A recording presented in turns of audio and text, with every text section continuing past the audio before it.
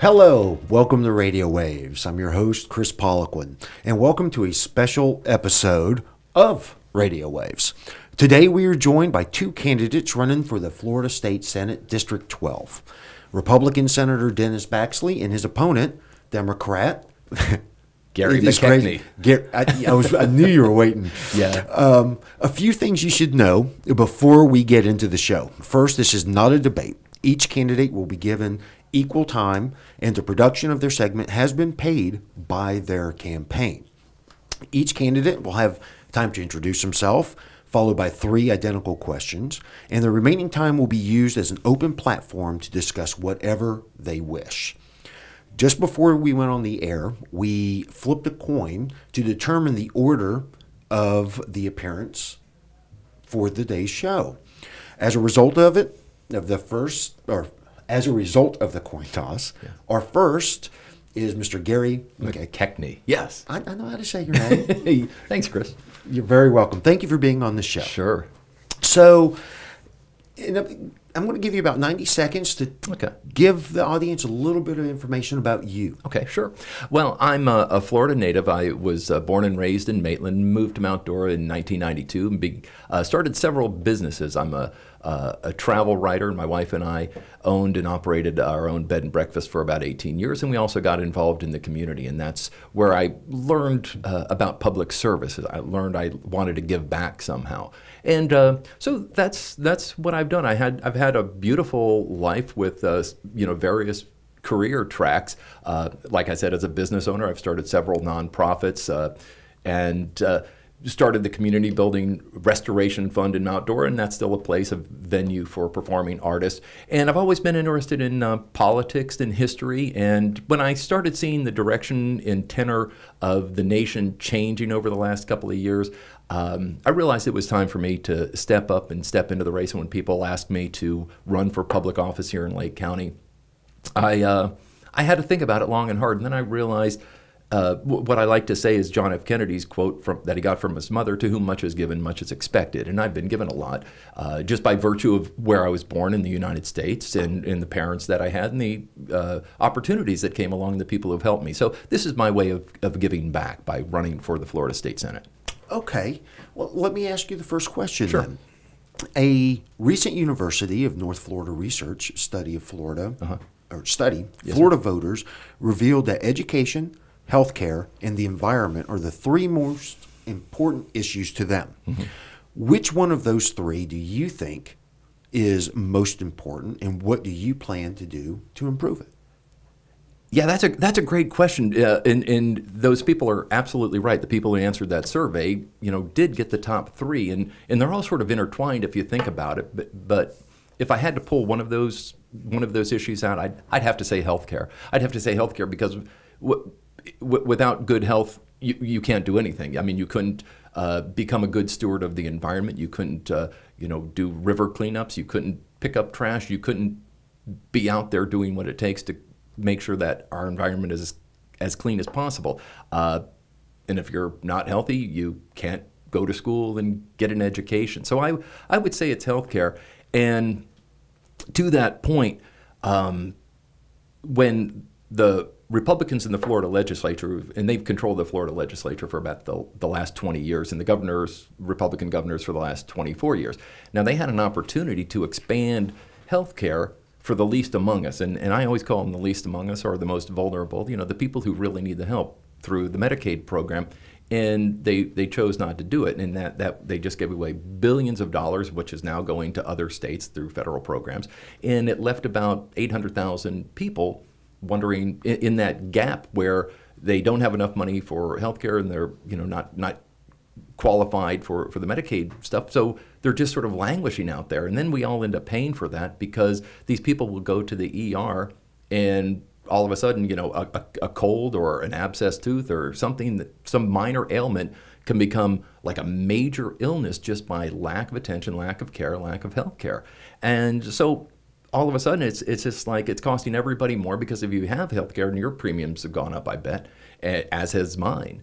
And that's simply because we're not covering all the people. The pool's not big enough to cover everyone, so the people who have health care see our premiums go up because we're paying for those emergency room costs.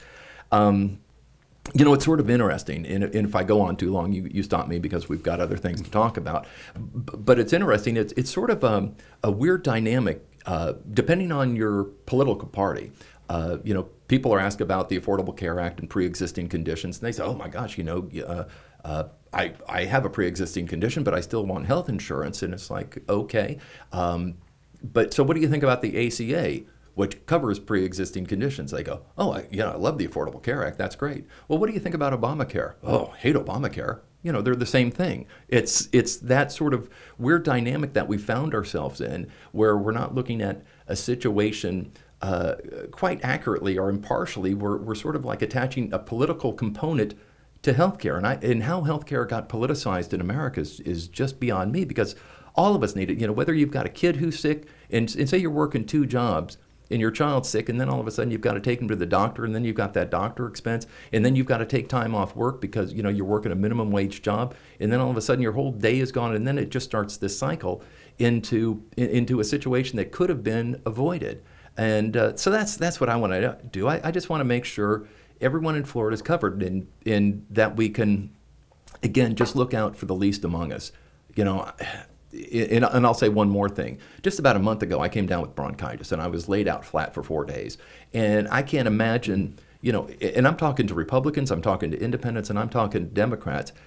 Not everybody is in a situation where if they're laid out flat and sleeping for 4 days straight, that they could recover from that. All of a sudden, that would spin into a cycle where they have to make up the money. They have to go to one of those payday lenders who charges them 240% interest on a little loan until they can get to the next paycheck.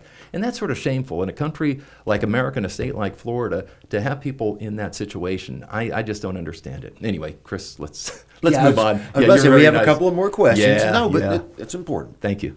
So, if elected, what will be your first piece of legislation? And why? Yeah. I've been asked that question before, and I love answering it because, and again, no matter what your political party is, you've got to know government is there for you. And everybody, people say, well, government's terrible, government's horrible. Well, government is us. We're the government, Kris. So we're the ones who we have to answer to ourselves. But what's happened over the last 30, 40 years or so is that a lot of legislation is like slipped into the system by special interest groups, lobbyists and lawyers, and groups like ALEC, the American Legislative Exchange Council. And they draw up these bills that are specifically designed for them to pay somebody off to have a favor go out to a pal of theirs. And when I started learning about this, and then you see the corrupting influence of money in politics, and I've learned that, as a candidate, I've learned it. It's loud and clear to me that these guys are sort of like buying elections. They're buying influence. And everybody might say, well, it's sort of innocuous. It's what they do. And now as a group, they have a larger voice to express the needs of all their members. But what I see it as is just sort of this corrupting influence on the voice of the people. We're a nation of the people, by the people, and for the people, and those are the principles. You were in the Navy. Those are the principles you fought for. So the first bill I would introduce is one about complete transparency. When somebody writes a bill, and a lot of these legislators, these representatives, senators, don't write their own bills. Again, it comes in over the transom, and they just get it, and it's like, oh, hey, here's something from that lobbying group. And so they go onto the floor, and they introduce this bill, and they try to get support for it. And who is it for? I want to know, and here's the analogy I use. If you go to the supermarket right now and you pick out a box of cereal, you're going to see on this cereal box all the ingredients and all that are in there. If you go to buy a car, you're going to see a label on the car that tells you where every part and piece is made. If you can do it for cereal, and you can do it for cars, and you can do it for medicine, why can't you do it for laws that affect you and you and you and you? It's so simple. Who introduced that bill? Is there something in that benefits a private interest, or is it something that benefits all the people? So that's very important to make sure that people retain their voice in control of the government. Okay? Okay. Thanks, Kris. No, thank you. So our final question, before we give you a little time for yourself. Okay, great. This was fast. It does. It does. Time flies. So we're down to about 2.5, 3 minutes. Really? Yes, sir. Wow. So, Okay, I'll speed it up, man. what was one thing that your opponent indicated or said about you that you would dispute, counter, or qualify? Nothing. Dennis has been very nice, and I'm not sure what he'll have to say about me, but he and I have met several times. We've always gotten along. He's a personable guy. He's a great family man. On a personal level, I like him. I can't tell you why he believes the ideas he believes in, or he advances those ideas he advances, because they're counter to my worldview. I would need the Hubble telescope to try to look at those things and understand it. But that doesn't mean he's a bad guy. It might mean his ideas are wrong, and that's my whole campaign. I don't go into personal attacks. I don't have I don't say Republicans are fascists, the same way they shouldn't say Democrats are socialists. We're all in this together. We're all in this together. And I sort of get emotional when I talk about that, because you can't go after somebody and say they're anti-American or un-American or unpatriotic just because of the way they believe. Whatever course in their life took them in that direction, that's where they are. We have to find common ground, and that's why I love speaking to Republicans, Kiwanis clubs, Rotary clubs, whatever groups, Republican clubs, conservative clubs. I'll talk to them all day long, and they'll find out we have a lot more in common than we have differences. Okay. I have 20 more minutes. You have no, sir, you do not. Can I buy some more time? I would. I'd like to buy. I'd like to be able to offer that. Yeah. We are looking at about 2 minutes. Okay. So about 1.5 minutes for you. Okay. So with that remaining time, what else would you like to share with our audience? Okay. Well, before I cut you off. Okay. One thing I'd like to emphasize that we all have to look out for each other. We all have an obligation to the common good. And part of that is looking out for, again, the least among us, our most vulnerable senior citizens. We have to look out for kids. We have to look out for the blue collar workers, who are slaving every day, working a couple of jobs and just trying to get by and trying to get their foot on the bottom rung of the ladder. We've got to look out for teachers who are like among the least well paid in America. Our per pupil funding is among the lowest in America. Why is that in a state that claims to be one of the greatest states in America? The bottom line, though, is no matter what I say, no matter what Dennis says, it has to resonate with the voters. They have to vote in their own interest. And a lot of folks have been voting against themselves for cycle after cycle just because they're sort of doing this bumper sticker politics. So research the candidate. Go to my website, Gary2018.com. That's Gary2018.com, and see where I stand on the issues. And I think you'll find that we agree. And the most important thing you have to do, because Kris, you fought for the right for people to vote, for the freedom to vote. And your vote is your voice. And if you don't speak up, somebody else is going to make those decisions for you. They're going to take the power out of your hands and put it in the hands of somebody that you might not agree with. So be a good citizen and get out there and vote. Be an educated voter and understand what you're voting for and why. And if you can't do that, then don't complain. Well, thank you very much. Thank you, for Kris. that. I've enjoyed this. I'm glad. So have I. That was only about 3 minutes, wasn't it? Yes, sir. Yeah. All right. Well, thank you so much, Mr. McKechnie. I appreciate you coming out. Sure. And as a reminder to our viewers and listeners, this segment was paid for. Gary McKechnie, Democrat for Florida State Senate. Gary2018.com. There you go. My great radio voice. All right. Well, stay tuned. We'll be right back with more Radio Waves.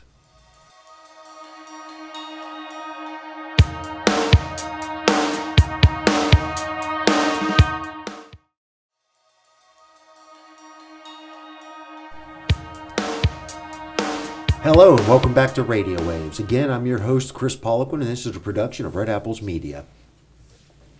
So, we are still having our special episode, and for those just tuning in, we are joined by two candidates running for Florida Senate. District 12, Republican Senator Dennis Baxley, and his opponent, Democrat candidate Gary McKechnie. A few things we wanted to remind you before we continue with the show. First, this is not a debate. Each candidate will be given equal time, and the production of their segment has been paid for by their campaign. Each candidate will have time to introduce himself, followed by 3 identical questions. In the remaining time, will be used as an open platform to discuss whatever the candidate wishes. So just before we went on air, the first time actually, but before we went on air, we did flip a coin toss to decide who was going to be first and second. So for our second segment, I'd like to introduce Senator Baxley. Thank you for coming onto the show. Thank you. It's great to be with you, and I appreciate what you're doing to help people make decisions that they need to make that are very important for November. First of all, I'd like to just simply pass on that we need to be very concerned and do everything we can to help our friends in Florida that have just suffered a hurricane hit. And while we're doing some politics here, don't forget that's priority right now, and that we've got people going that way. Yes, sir. I just want to thank the listeners and the voters of the region for voting for me and letting me be your state senator for the last 2 years. I have served 2 different stints in the Florida House, so I came there well equipped, and I think I've been very effective for the community. I'm all about family, 5 kids, 8 grandkids. Granddad's the best job ever. But I think about the future a lot, but I also built Hires Baxley Funeral Service from 2 companies to 6 places and about 100 employees. So I know what it is to manage and try to deal with the realities of being in the private sector and serving people. It's all about serving people. So I think we have to offer the folks some proven, effective leadership that moving forward, and I think we can be very effective for what is really a very good time in Florida. I look forward to doing that. I need your vote on Election Day to do that, but the best way to know if you want to stick with me is look at my record. Okay. Well, Senator, if I may, if we can begin the questions. So the first question, a recent University of North Florida research study of Florida voters reveals that education, healthcare, and the environment are the 3 most important issues to them. Which one of those 3 do you think is most important, and what do you plan to do to improve it? Well, it's very important that we keep Florida on track, and of those 3 big issues, which we also agree, are the most significant high points. I would say for me personally, dealing with the education, technical center today at Lake Tech, we just had an incredible opening of manufacturing opportunity training there. We can really raise the level of income for Florida families. Careers will begin there. And I've helped do a couple of programs that were directed in this direction, particularly Leesburg High School. I was the Senate partner who helped put that across to make that a career academy center. And then also what we were doing with Lake Tech to make sure they had the equipment and things that they needed. So we did some special funding there. I'm going to stay on that track. I think the next couple of years is real important. We've driven down our unemployment to less than 4%.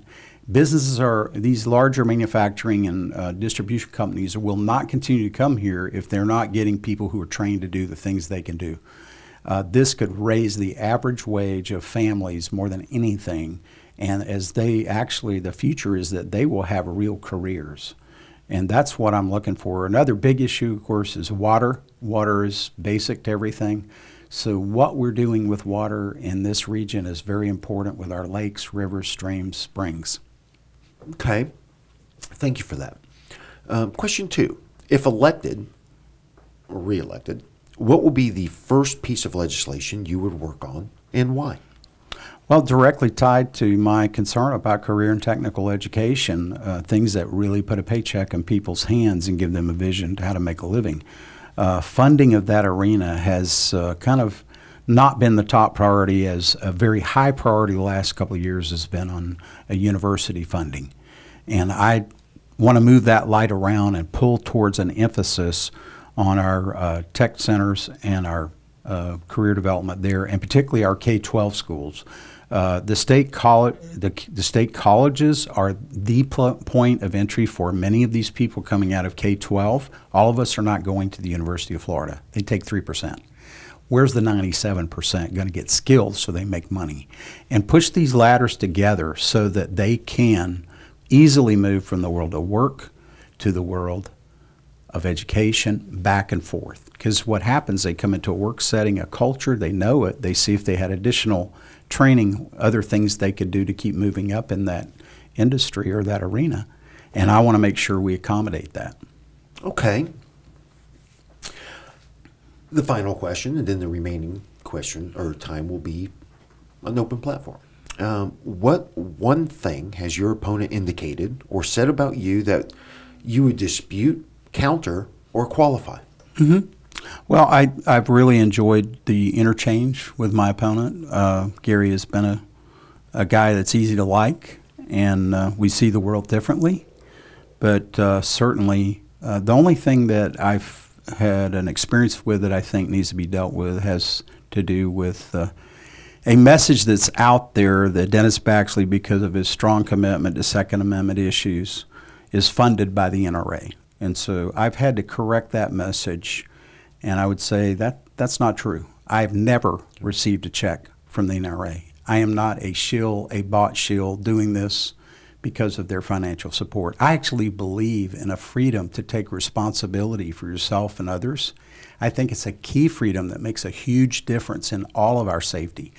My opponents and I actually want the same thing. We want fewer people harmed by violence.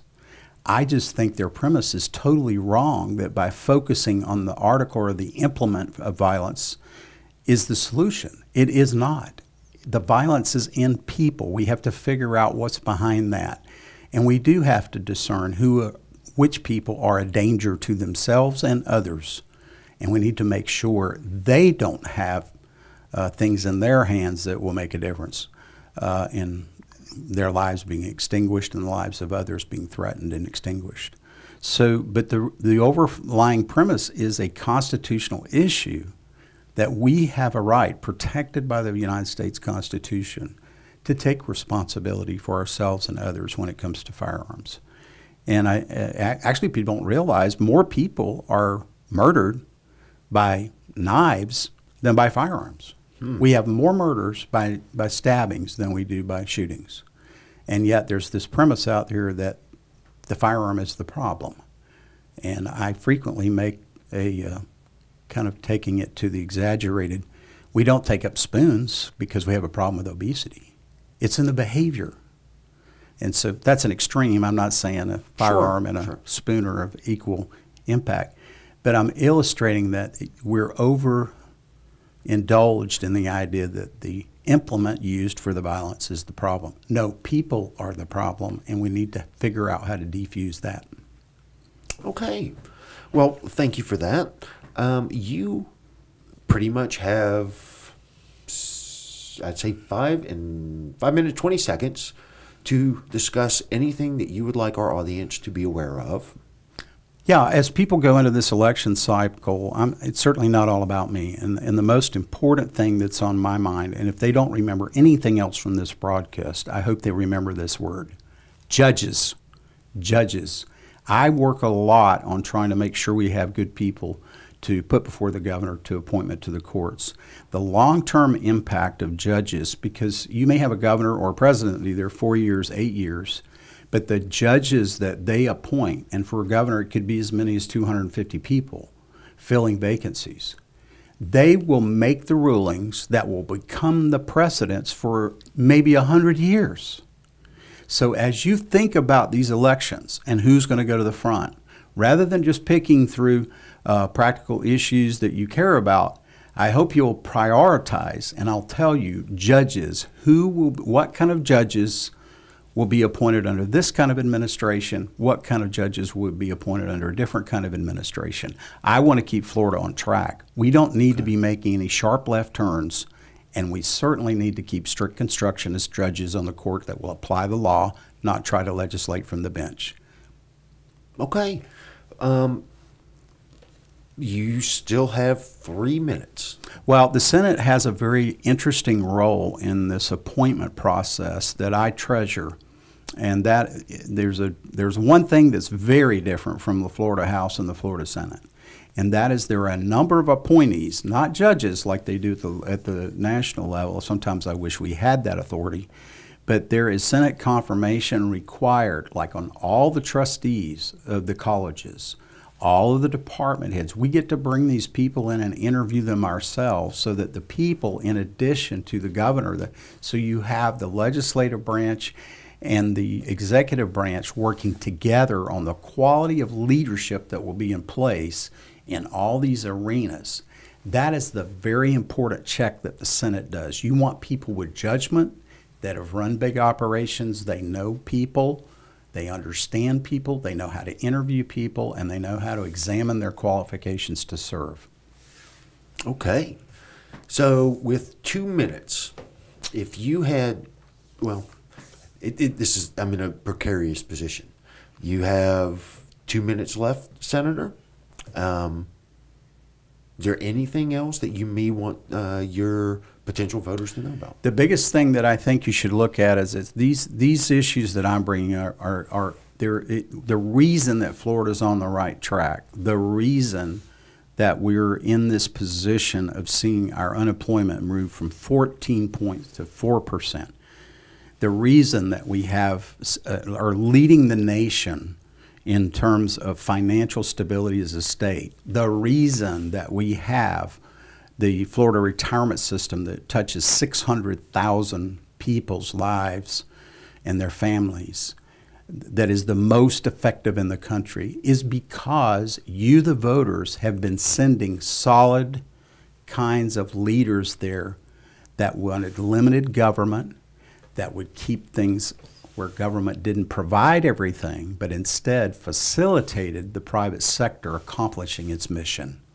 Because all of these things have happened, this region of Florida is in an enviable spot of the country for success as we move forward.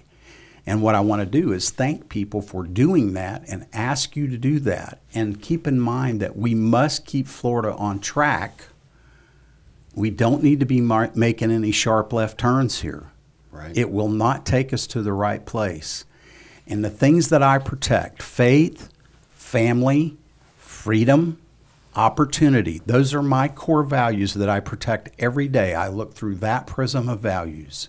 If we protect those things, it's amazing what freedom will do. Freedom works, and we'll have a great future for our children, our grandchildren, and their generations. All right. Well, thank you, Senator, so much for that. And that is going to be the conclusion of our show. So we thank both of our candidates for participating in today's episode. You can watch it between October 15th and the 31st on Lake Sumter TV, which can be found on Spectrum 498, Xfinity Channel 13, or Prism Channel 83. We wish both candidates the best of luck and encourage you to get out there, make your own waves. Go vote. This is Kris Poliquin. I'll see you next time.